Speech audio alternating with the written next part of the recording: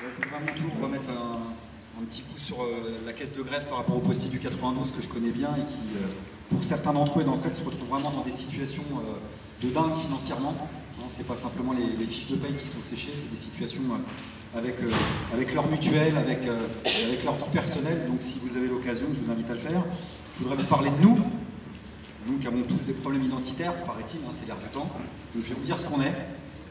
Beaufs, médiocres, ils ne savent pas parler, une mobilisation qui mériterait un bon test de quotient intellectuel, débile, méprisable, abject, abruti, cloporte, ça c'est un syndicat de policiers qui le dit, qu'ils fassent enfin usage de leurs armes, ça c'est Luc Ferry qui le propose aux forces de l'ordre, graines d'assassins, assassins et sauvages depuis le 1er mai. Là vous l'avez compris, j'ai pris que quelques mots, que quelques termes, que quelques adjectifs seulement, il y en a plein d'autres, que consacre la classe possédante, la vision dominante, politique et médiatique, à l'encontre du mouvement des Gilets jaunes qui a débuté maintenant depuis plus de 5 mois. Et il y en a plein d'autres, des exemples comme ça. Alors évidemment, quand on écoute ça, le premier réflexe, c'est de péter un peu les plombs, de leur parler à peu près à ce niveau-là. C'est tentant, mais à mon avis, il faut éviter de le faire. Il faut précisément chercher à prendre un peu de recul et comprendre déjà qu'en réalité, ce type de dérapage, de délire verbal, c'est pas nouveau, ça arrive super fréquemment dans le cadre des mobilisations sociales. Dès que ça commence à chauffer un petit peu, on y a le droit. On y a le droit dès qu'il y a des grèves un peu significatives dans le pays. On y a eu le droit en 68, on y a eu le droit en 36, on y a eu le droit de sinistre mémoire dans le mouvement ouvrier après le massacre de milliers de communards en 1871 par les Versaillais, où là on a eu des grandes plumes, et pas des moindres, de la littérature, du spectacle, des écrivains, des Flaubert, des Anatole France, des Georges Sand, des Émile Zola, contenu des propos, même 150 ans après, qui restent absolument inassumables pour justifier le massacre. C'est-à-dire que eux qui aiment bien parler de tradition française dans les médias, il y a une tradition française qui veut que, quand ça branle dans le manche, du côté des riches et des possédants, les masques tombent, ils tombent rapidement, et ils ont tendance à nous dire ce qu'ils pensent réellement de nous. Et d'un coup. Alors évidemment, ça fait toujours un petit peu bizarre, parce que c'est leur nature profonde. Mais le plus intéressant, c'est tous ces termes qu'on pourrait empiler. C'est pas ce que ça vient nous redire de ce qu'ils sont, globalement on le sait, et de ce qu'ils pensent de nous. Ce qui est intéressant, c'est de comprendre ce qu'ils sont amenés à nous dire. C'est de comprendre les circonstances qui les poussent à parler comme ça. Le vrai débat, c'est pas de comprendre pourquoi ils perdent le contrôle d'eux-mêmes, pourquoi ils perdent leur self-control. S'ils perdent leur self-control, même dans le verbiage, c'est parce qu'en réalité, ils ont peur de perdre le contrôle tout court de la situation. Et c'est ça qui s'est passé dans le mouvement. Tous ces termes, toutes ces injures, toutes ces insultes, c'est simplement que l'expression de leur part d'une crise panique, d'une grande trouille, d'une situation qui leur échappe. C'est-à-dire d'une crise panique du désordre. Raison pour laquelle, d'ailleurs, c'est un effet collatéral, l'extrême droite de Marine Le Pen a pris rapidement ses distances avec le mouvement. Elle qui au début soutenait le mouvement des Gilets jaunes, évidemment pour un parti qui vous parle matin, midi, soir, 365 jours par an, d'ordre, d'ordre et d'ordre, soutenir un mouvement comme ça, au bout d'un moment, ça fait un peu désordre sans mauvais jeu de mots. Donc ils ont peur de cette situation que résume à sa manière, de façon caricaturale, mais il ne sait pas faire autrement, il ne faut pas lui en vouloir, celui qui aurait aimé avoir la prestance du commissaire Javert, mais qui en réalité surtout l'aura d'un huissier de justice, c'est-à-dire M. Castaner, qui lui, à un moment donné, a dit « Ce mouvement, c'est l'expression d'un mouvement chaotique et violent. » Alors lui, il a fait que dire tout haut ce que les autres pensent tout bas, mais sincèrement, c'est ce qu'ils expriment. Et d'ailleurs, ils craignent la situation, d'abord et avant tout parce qu'elle est chaotique, bien plus que violente. Je dis ça parce que les violences, même dans les manifestations, je peux vous dire quelque chose, ils s'en accommodent volontiers. Au besoin, ils les mettent en scène, même quand elles n'existent pas. Parce qu'on a même eu le droit aux violences virtuelles, avec la soi-disant attaque de l'hôpital de la Salpêtrière.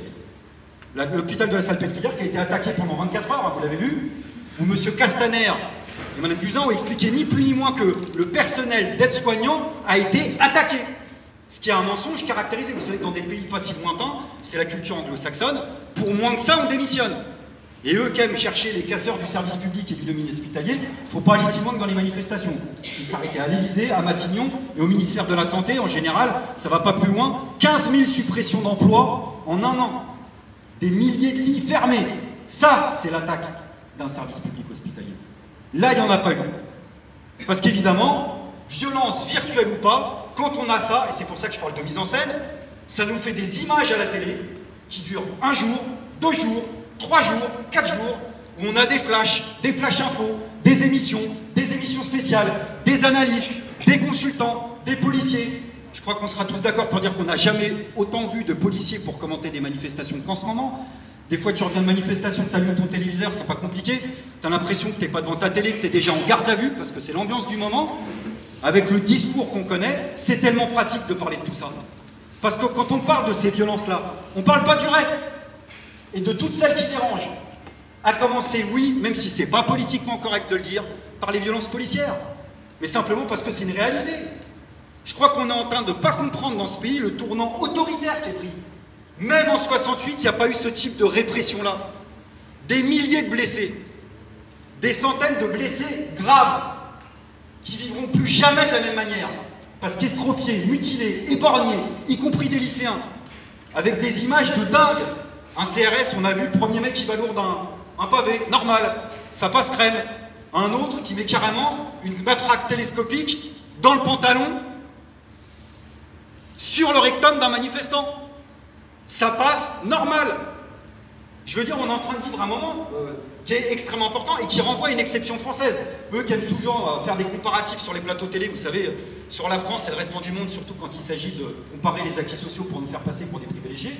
La France est le seul pays en Europe, non pas qui réprime ses peuples, ça se saurait, mais le seul pays en Europe qui utilise pour ses missions de maintien de l'ordre un tel dispositif de guerre, avec notamment les LBD et les grenades de désencerclement. Raison pour laquelle, même si c'est pas politiquement correct de le dire, on le réaffirme, il faut d'urgence interdire les LBD et les grenades de désencerclement.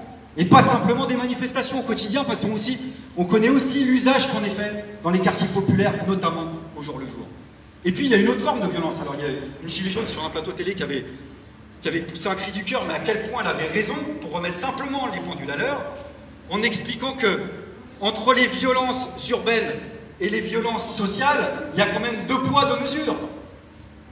En expliquant, arrêtez 30 secondes de nous parler du mobilier urbain, reparlez-nous 30 secondes des vies humaines, raison pour lesquelles on se mobilise chaque samedi. Et à quel point elle a raison, que c'est sans commune mesure. Parce que les injustices et les inégalités dont on parle, c'est pas que des termes, c'est pas que des mots. Les inégalités et les injustices, camarades, elles tuent dans la société actuelle. Elles tuent. Il y a 400 suicides au travail par an, au moment où je vous parle. Il y a 500 personnes qui meurent d'un accident au travail par an. Il y en a plus de 1000, et dans la région, vous en savez quelque chose, qui meurent d'une maladie professionnelle, à cause du boulot. Quand on n'a pas de boulot et qu'on recherche un emploi, là aussi on crève. Il y a des études médicales très sérieuses qui estiment, parce qu'on ne peut faire que des estimations malheureusement, de 10 à 15 000 personnes, du fait du stress, des maladies que ça génère et des dépressions, qui meurent parce qu'elles recherchent un emploi. La précarité fait crever des personnes sur les trottoirs des plus grandes villes en France. 566 personnes qui sont mortes l'année dernière sur les trottoirs des plus grandes villes. Dans un pays où il y a officiellement recensé 3 millions de logements laissés vacants. Des milliers de mètres carrés qui sont inoccupés, qui croupissent sous nos yeux, simplement parce qu'on peut avoir des grands groupes de l'immobilier qui décident de spéculer, c'est-à-dire de laisser ça vide, plutôt que de les occuper parce que ça leur rapportera plus de mains. Et qu'en France, au moment où je vous parle, il y a soi-disant une loi qui dit qu'on doit réquisitionner les logements vides, précisément pour qu'on n'ait pas 566 personnes qui crèvent. Et que cette loi-là, comme elle remet un tant soit peu en cause le droit des plus riches et des capitalistes, bah même ça, quand il s'agit de l'appliquer, ils bégayent et ils ne sont pas foutus de le faire. Tout ça pour vous dire que si chacune des vies que je viens d'énumérer, elle représentait l'équivalent d'une vitrine de banque, ça ferait belle lurette qu'elle aurait été réparée, assurée ou protégée. Sauf que dans notre société actuelle, non seulement nos vies valent moins que leurs profits, mais certaines de nos vies ne valent même pas l'équivalent d'une vitrine de magasin. Donc tout ça pour vous dire à quel point la violence, en réalité, ils la craignent pas. Eux, ils sont pratiquants. Beaucoup plus qu'ils le disent. Eux qui, dans les plateaux télé, disent les Black Blocs, par exemple, sont sans foi ni loi, ils n'ont qu'une seule religion, la violence. Bah, l'État, je ne sais pas s'ils croient, mais ils sont extrêmement pratiques. Ce qu'ils redoutent dans la situation, c'est pas ça. C'est pas le bordel. C'est le chaos, mais au sens politique du terme. Et là, oui, il s'est passé quelque chose. Début décembre, il s'est passé quelque chose dans le cadre de la mobilisation des Gilets jaunes. Début décembre, il y avait les manifestations où il y avait du monde, il y avait de la radicalité, il y avait le mouvement lycéen, il y avait le mouvement étudiant qui était en train de prendre, on parlait de grève, et là, il s'est passé quelque chose. Moi, des manifestations, j'en ai fait plusieurs dans ma vie, celles-là, je les oublierai jamais. Quand on s'est retrouvé à Saint-Lazare, avec des cheminots, avec le collectif Adama Traoré, qui lutte contre les violences policières, qu'on a été au bout de l'avenue de l'Opéra, qu'on s'est retrouvé avec d'abord des dizaines, puis des centaines de gilets jaunes qui sortaient des rues adjacentes, qu'on a fini par plusieurs milliers dans la rue de Rivoli pour aller vers la Concorde, là, franchement, il s'est passé quelque chose. Parce que quand vous êtes stoppé, pas une fois, pas deux fois, mais voilà les fois, par le barrage des forces de l'ordre, par les canons à eau, par les gaz lacrymogènes, mais que vous y retournez, et que les militants nous ont dit, bon, on va essayer un autre itinéraire. Non, les gens, ils viennent vous chercher, ou plutôt ne vous suivent pas, en disant, nous, on va là-bas. Et là-bas, c'est où? C'est pas sur les champs, c'est pas sur les champs pour aller sur les champs et à vos Fouquettes. C'était pas pour aller sur les Champs-Élysées, c'était pour aller à l'Élysée tout court, pour réclamer des comptes à Macron. Moi, je vous le dis, je suis pas spécialiste en la matière, début décembre, il y a eu à Paris, en tous les cas, une ambiance quasiment insurrectionnelle. Moi, à titre personnel, je me suis dit, le jour de la Révolution, ça va ressembler un petit peu à ça. On le sait, mais eux aussi le savent.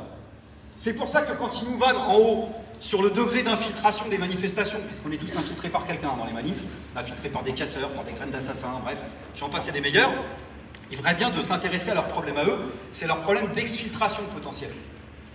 Parce qu'on se souvient de Griveaux, par exemple, début janvier, qui a eu le droit à une journée porte ouverte dans son ministère, j'ai le droit de le dire sans risquer un procès puisque c'est sa propre expression. Il y a cette information qui est tout à fait sérieuse, elle est recoupée, elle est véridique. En décembre, ils ont mis en place, écoutez bien, un plan d'évacuation, d'exfiltration d'Emmanuel Macron de l'Élysée par hélicoptère. Est-ce que vous vous rendez compte de ce que ça signifie? Ça veut dire qu'il y a un état-major qui s'est réuni pour élaborer le plan, donc soit, mais ensuite il a fallu lui dire, et c'est là où moi, j'aurais mis n'importe quoi sur la table pour être présent, saisir cet instant où il y a un militaire ou un gendarme, je ne sais pas qui lui a dit, écoute Emmanuel, si ça se passe mal, au fond de la cour, il y a un hélicoptère bleu qui va t'emmener autre part. Mais c'est énorme comme information. Évidemment que nous, on se monte le bourrichon. Évidemment que consciemment ou inconsciemment, on est obligé de retisser ce fil invisible qui nous relie aux expériences révolutionnaires du passé, y compris même parce qu'on y a tous pensé à ce moment-là, à celle de 1789, où on allait au château pour exiger d'aller chercher le roi. Et aux expériences de tentatives de fuite du roi manquée en 1791. On a tous eu ça en tête, c'est vous dire à quel point la situation, elle a été tendue à ce moment-là, parce que la situation est profondément chaotique. Elle est profondément et durablement chaotique. Durablement chaotique, ça veut dire quoi? Je le dis parce qu'on peut tous avoir des doutes et des coups de mou, et tu as raison de dire, une mobilisation, c'est des hauts et des bas. Mais, si ce que je suis en train de vous dire a pu arriver en décembre, ça veut dire qu'une seule chose. Ça veut dire que ça peut se reproduire à tout instant dans les semaines et dans les mois à venir pour exactement les mêmes raisons et reprendre de court absolument tout le monde. C'est important de se refaire le film. Tu l'as expliqué, tu as eu raison. D'où il vient Macron au printemps dernier? Je dis pas qu'il avait tout pour lui, mais pas loin. Il avait réussi à gagner contre deux secteurs combatifs et pas des moindres du mouvement social, les étudiants, t'en as parlé, et les cheminots. Le vent en poupe. On gagne le mondial derrière tout ça, on le voit partout, dans les tribunes, dans les gradins, limite sur le terrain, pas loin des vestiaires. La popularité au top, bref, un boulevard devant lui.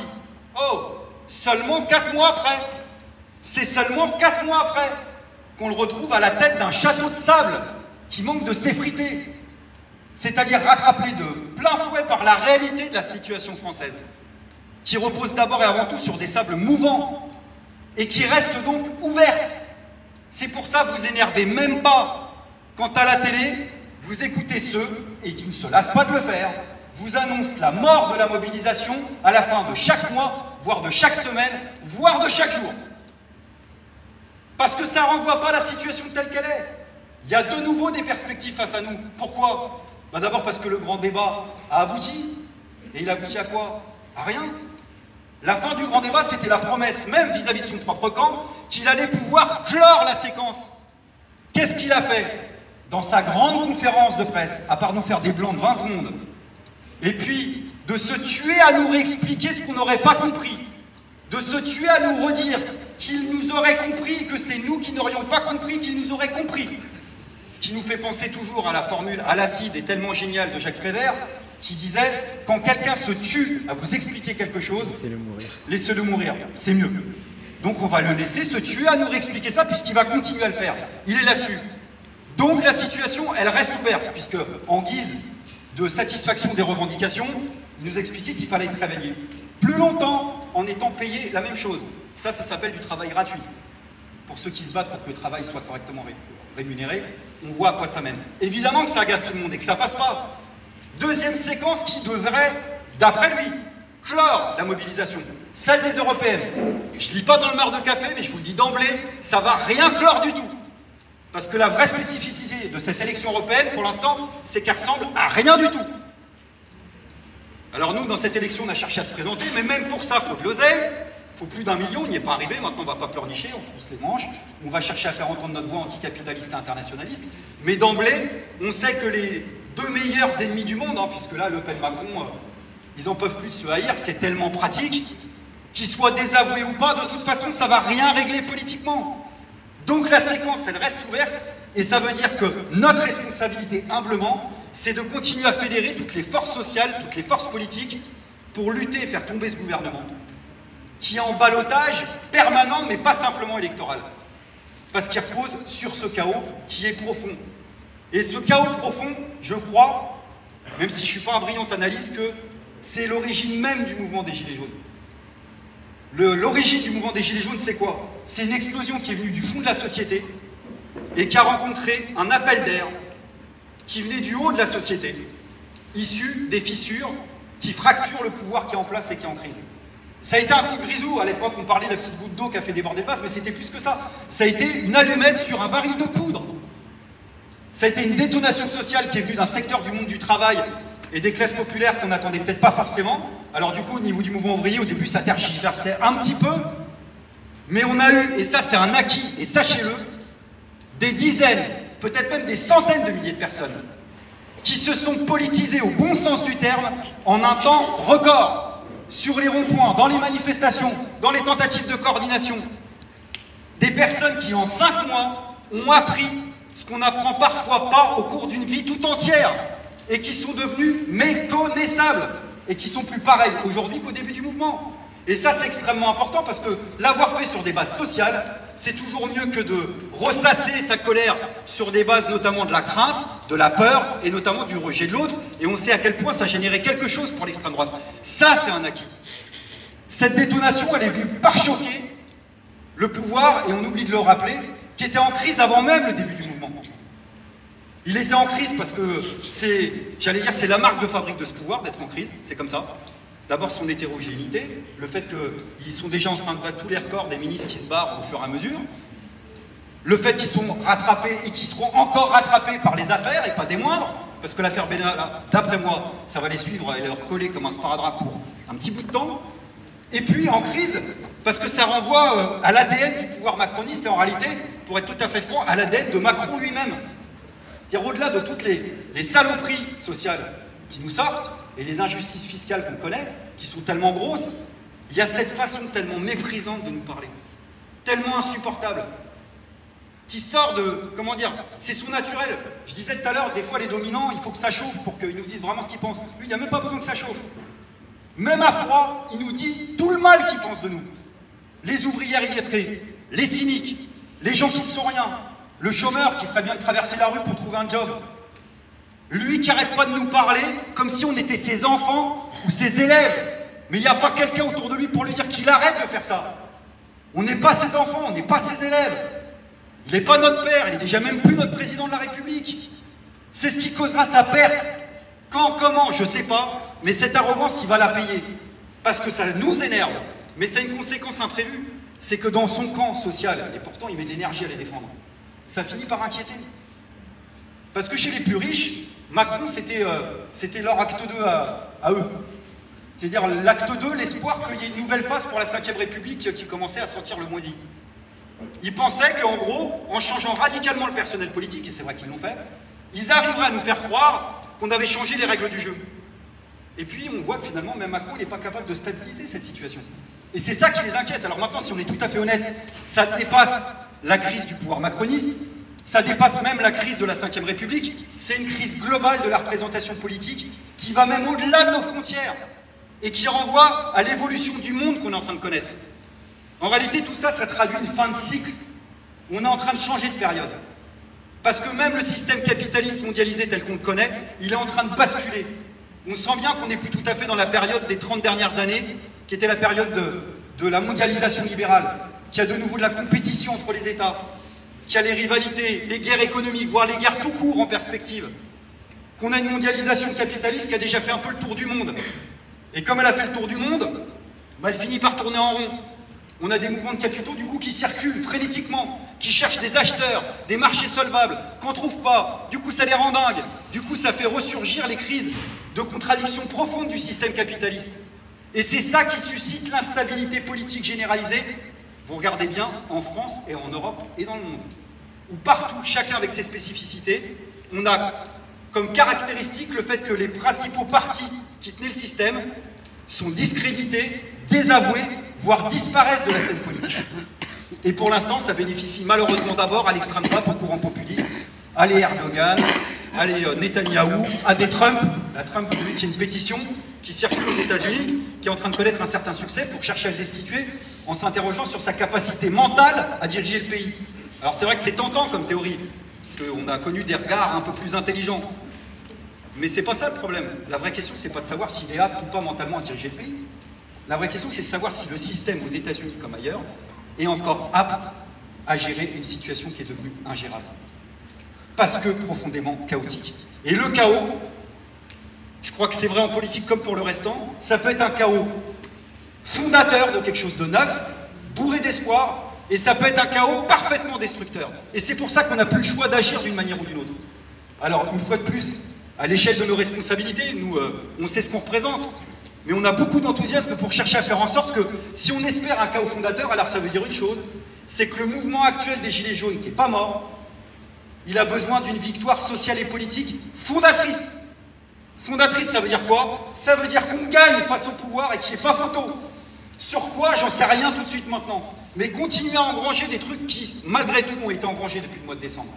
Mais ça nécessite de rediscuter peut-être sur la base de la pratique, à la fois de la stratégie des mobilisations pour voir ce qui a marché, ce qui n'a pas marché, et en même temps des perspectives politiques. La stratégie des mobilisations, c'est la fameuse convergence des luttes. Et là aussi, moi, je vais peut-être prendre à rebrousse-poil la discussion, mais je pense qu'il y a de l'espoir. Parce que la fameuse convergence des luttes, il y a encore 4 ou 5 ans, c'était qu'un slogan. Et on a tellement progressé depuis Nuit debout, depuis les mobilisations de la loi travail, jusqu'à la mobilisation des Gilets jaunes. Il y a des centaines de milliers de personnes qui ont appris à se connaître sur la base des luttes et qui jusqu'alors ne se parlaient pratiquement pas. Alors c'est compliqué, tu l'as dit, des fois ça passe par des clashs, mais il faut se dire les vérités. Il y a des équipes syndicales qui travaillent ensemble qui ne le faisaient pas, des équipes syndicales qui travaillent avec le mouvement des Gilets jaunes et vice-versa, des militants de quartier qui travaillent avec le mouvement social et vice-versa, de l'écologie radicale, du féminisme. On l'a vu ça concrètement en chair et en os, le mouvement des sans-papiers. Ça, c'est un acquis considérable parce qu'il n'y aura pas de raccourci.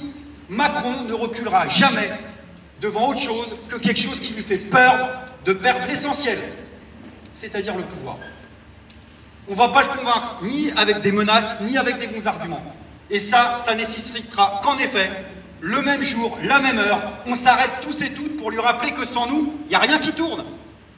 Alors j'ai compris, parce qu'il y en a plein qui m'ont rappelé que dans l'histoire du mouvement ouvrier, c'est vrai que les grèves générales n'ont jamais été décrétées par le haut. Ok, enfin quand même. Si j'ai bien compris, le 13 mai 68, après la nuit des barricades, les centrales syndicales, elles étaient au moins foutues de faire le service minimum, sans mauvais jeu de mots, c'est-à-dire appeler à une journée de grève générale. On n'a pas eu ça alors que la répression est beaucoup plus importante. Donc ça veut dire qu'il faudra qu'on impose ce mouvement d'ensemble toujours nécessaire, cette grève générale, en militant par le bas. Ça, il n'y aura pas de raccourci, d'une manière ou d'une autre. Il faudra être plus nombreux en étant tout autant radicaux. Mais ça ne suffira pas. On a besoin de perspectives politiques, au bon sens du terme, parce que ça renvoie aussi un petit flottement dans la mobilisation. Moi je sais qu'au boulot je l'entends en disant « Ouais, tu vas encore manifester samedi, mais qu'est-ce qui réclame encore les Gilets jaunes ?» Alors moi je ne suis pas porte-parole des Gilets jaunes, mais ce que j'ai compris de ce que voulaient les Gilets jaunes, c'est ce qu'ils veulent depuis le début. C'est quelque chose de simple, une égale répartition des richesses pour trouver l'argent qui permettrait de satisfaire nos besoins sociaux élémentaires. Le fait de se loger, de s'éduquer, de se soigner, de se chauffer, de s'éclairer. C'est aussi simple que ça. Et c'est tellement énorme. Il y en a plein qui ont parlé de mouvement pour le pouvoir d'achat. Alors là, c'est le seul moment dans la vie où on a du pouvoir, c'est quand il s'agit d'acheter et de consommer. C'était plus que ça, et ça restera toujours plus que ça. Ça a été une fronde sociale contre la vie chère, qui est venue remettre sur la table des mots qui étaient politiquement tabous, même à gauche, même dans la gauche de la gauche. Augmenter les salaires, augmenter les revenus, augmenter les pensions de retraite, augmenter les allocations. Ce terme, quand il y a enfin un journaliste qui a posé la question à Macron, qui a dit qu'il n'était pas raisonnable, parce qu'on serait plus compétitif. Le jour même où M. Pinault,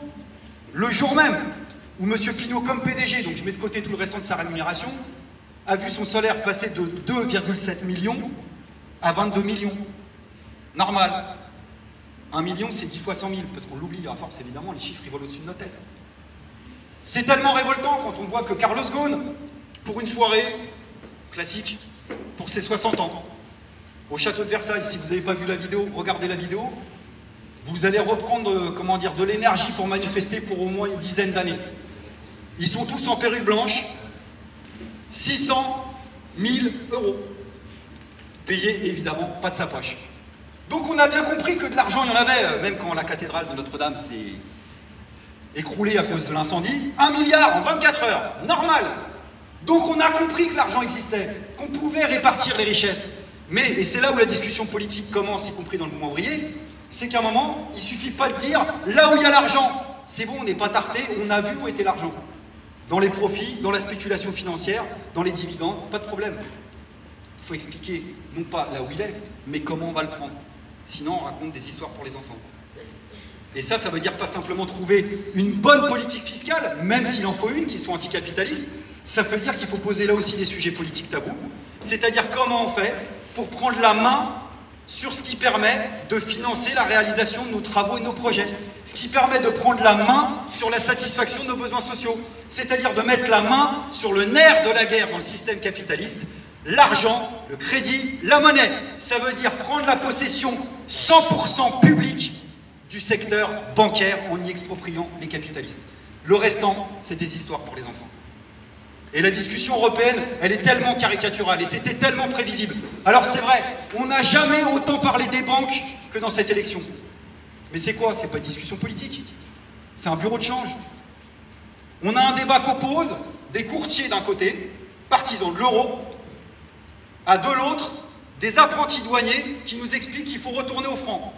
Mais moi je vous le dis, même si l'appartenance à un système monétaire il peut être contradictoire avec une politique de lutte contre l'austérité, que ce soit en francs ou en euros, si le service du bancaire reste entre les mains de la même clique des capitalistes, des banquiers, des mêmes cercles qui spéculent là-dessus, alors il n'y aura pas de salut pour nous.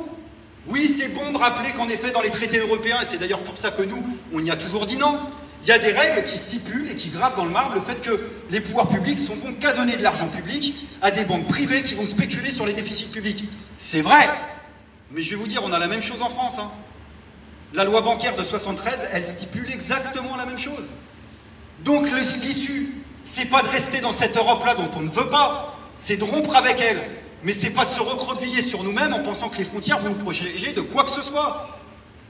C'est en effet rompre avec les traités et sortir des traités de l'Europe actuelle, mais avoir une perspective internationaliste pour construire une autre Europe.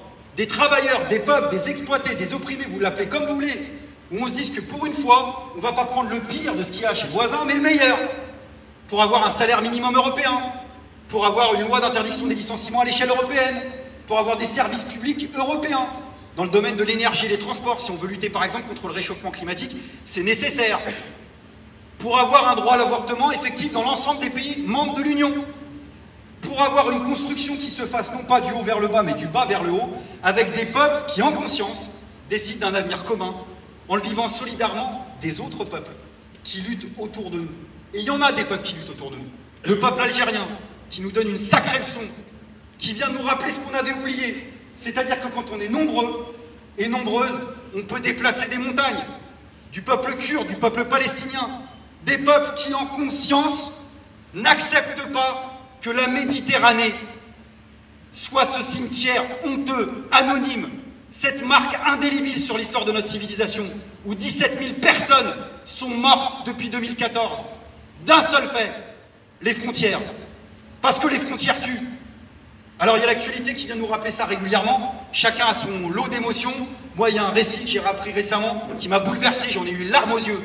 En 2015, un jeune Malien, 14 ans, décédé dans un naufrage, lui parmi 1000 autres, qui sur lui, comme seul passeport, comme seul sésame, avait, non pas des papiers, mais son bulletin de notes. Parce qu'il était bon, son bulletin de notes. Tout ça pour vous dire qu'on oublie même quand on parle des migrants à tout va à la télé, que derrière eux, il y a des parcours, des noms, des prénoms, des gens et des personnes avec lesquels on pourrait s'identifier. Raison pour laquelle, même si c'est pas politiquement correct, nous on revendique toujours la liberté de circulation, la liberté d'installation, la régularisation de tous les sans-papiers, le droit d'asile.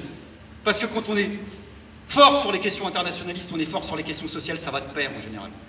Je voudrais terminer en disant, bien sûr que Castaner, il se plante. Ce mouvement, il n'a pas soif de violence et de chaos. Il a soif de répartition de richesses et de démocratie. Mais de vraie démocratie. Nous rappeler à la palissade que la démocratie, ça devrait être la majorité qui décide pour elle-même. Pas simplement le droit d'être consulté. S'ils veulent nous ambiancer le RIC pour en faire simplement un droit à la consultation sans pouvoir derrière, ça sert à rien. Une démocratie, on déprofessionnaliserait la politique. Il n'y a pas de raison que les élus gagnent plus que le salaire moyen de la majorité de la population. Tant que ce sera le cas, il y en a qui vont faire carrière et on aura des carriéristes. Et puis une démocratie qui nous rappelle quelque chose de fondamental qui renvoie à la fin de cycle dont je parlais. C'est cette bifurcation historique à laquelle on est confronté parce qu'il y a vraiment le feu dans le lac. Soit, dans les années à venir, ce sont les marchés financiers, les capitalistes qui ont la main sur l'écriture de notre destin, soit ce sera la majorité des peuples. Ce sera soit l'un, soit l'autre. Soit ce sera le chaos, soit ce sera quelque chose de novateur. Là, ça fait 10 ou 15 ans que le cours de l'humanité est sorti dangereusement de son lit. Pour la première fois dans l'histoire, l'humanité est en train de laisser une empreinte indélébile à peu près à tout ce qu'elle touche.